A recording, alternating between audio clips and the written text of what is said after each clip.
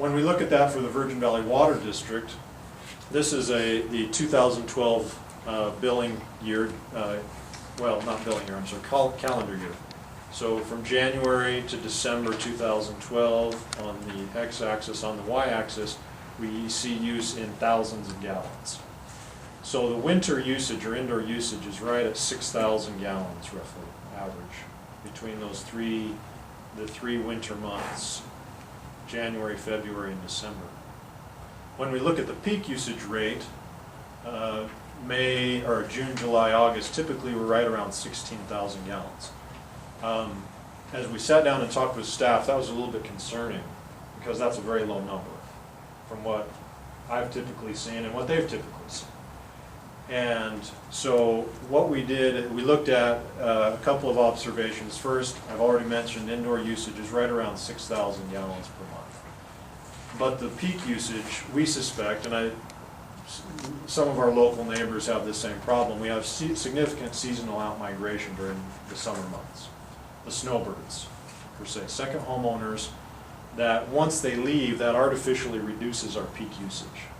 They're not here for, although they may have their sprinklers set, that indoor usage goes away completely. And it reduces significantly what we would see, what we'd expect to see as the peak usage. And so what we did is we took a random sample of accounts, 10 district accounts, and district employees. Yeah, as random as we could get and still get permission for using their information. They will remain unnamed. And we looked at, okay, what is the average of that group for summer usage? And it comes right in at about 25,000 gallons. We said, okay, we have quite a bit of xeriscaping here already. Some of you, the neighbors to the north, you know, you'd see anywhere from 30 to 40,000 gallons usage in outdoor peak summer usage. And so essentially we felt much more comfortable with that 25,000 target rather than the 16,000 that the district's data indicated. With that, what we did is no change to the monthly base charge, but we did adjust the volumetric block rates based on the findings of usage and those patterns. What we did is we said 0 to 6,000 for that first block. The second block, we took 6 to 18,000. 18,000 represents just under a 30% savings or conservation goal that we would expect to see net, like I said, a 10, maybe 12% conservation as a result of that gallonage right there. Block 3, we took from 18 to 36,000 gallons. We noticed at least a couple of the usage rates were a little higher than the 25,000, and we felt like this is a big change from the original block structure. That makes that third tier a little bit wider and encompasses quite a few more of the customers that would have fallen into the fourth tier had we not been lenient there. Full disclosure, if there wasn't much scientific method that went into setting upper the upper of block 3. We wanted to be a little bit generous, and as I talked with Kevin and Aaron, we felt like 36, doubling that tier from 18 to 36, would catch quite a few more of the people that otherwise would have been caught in that 25 and above. And then block 4 would be anything above 36,000 gallons. We took that recommendation and we applied it to those same 10 accounts to see what does that do to their water rates. And as you would imagine, it's not equal because usage is as individual as the person, their lot, and everything. And what you find is a distribution that is anywhere from one customer on Chapel Way that has 0 increase, Copper Springs, $1.71, and this is, I'm sorry, this up here is the existing total annual water bill, and sorry, that got cut off a little bit. This would be the proposed total annual water bill, those two lines there, and this would be the annual increase in the water bill, and then the monthly, this is an average. This is not based on any usage. This is just taking the annual and breaking that up over the 12 months. So most of this would be realized during those peak summer months when the usage is high and they're in those higher tiers.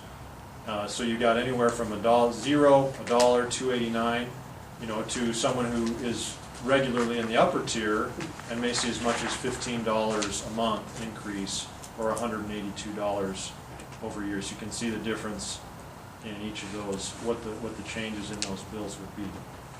And it actually has the effect that we had wanted. People who are using less and who are conserving water are going to see a relatively small change in their monthly water bill. People who like to have green lawn, or I shouldn't say everybody likes green lawn, nobody chooses brown lawn, I don't think. I shouldn't judge. I mean, some people may like brown lawn. But that those people who may be using more of it than is necessary or is prudent are required to pay for that. And that's how it's broken up. And that's how it broke up, at least with these accounts that were pretty representative of different areas across the entire city. And different demographics, lot sizes, and all of those things. So the net effect, then we take that back and project that on what does that do to the district's desire ultimately to cover a shortfall and to be operating in a sustainable manner. And what that does is this first year it reduces the 10% deficit to the 5% deficit. But again, there is still a gap. It's essentially a 5% reduction or 5% increase as you look at all of those percentages and the projected rates. And so the net effect is by shifting the blocks to more appropriate blocks, and I apologize, I skipped right over Aaron's chart that I mentioned it, but if you look at that and the block structures that you see on the chart that Aaron has pulled together for the surrounding areas, you'll see, did we leave Alamo on there? Or did you pull? I didn't get Alamo's updated yet. I heard. Okay, so Alamo had some increases, and I don't know, but again, you'll see that those that have blocks that are the 0 to 25,000, those large block structures are typically very rural communities that have really significant water resources without a lot of pressure on those resources yet. Almost every other municipality and or water district that has similar demographics, similar water use patterns, has adopted this style of tier structure just for that reason. There's a science to it, it's not arbitrary, and it helps you to try to curb customer behavior or to do that to preserve the resource that you have, which is much more typical of what we're seeing. The current and future development of Mesquite and Bunkerville is lending itself towards. So in summary, recommendations were to adopt a new block structure that accurately reflects user behavior and encourages conservation, and either adopt a one-time rate hike, or, sorry, I'm a little dyslexic there, or adopt an incremental rate hike over the next several years to help cover the district's deficit. To continue to operate and rely on cash reserves is not a sustainable path, and we knew that in 2010. We weren't sure how things were going to return.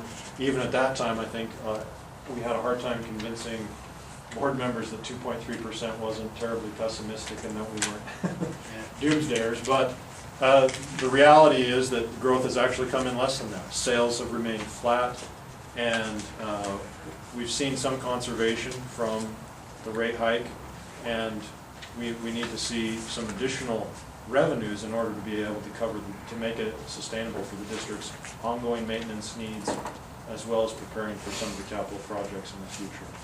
So with that, any other discussion items or questions, I'm happy to take.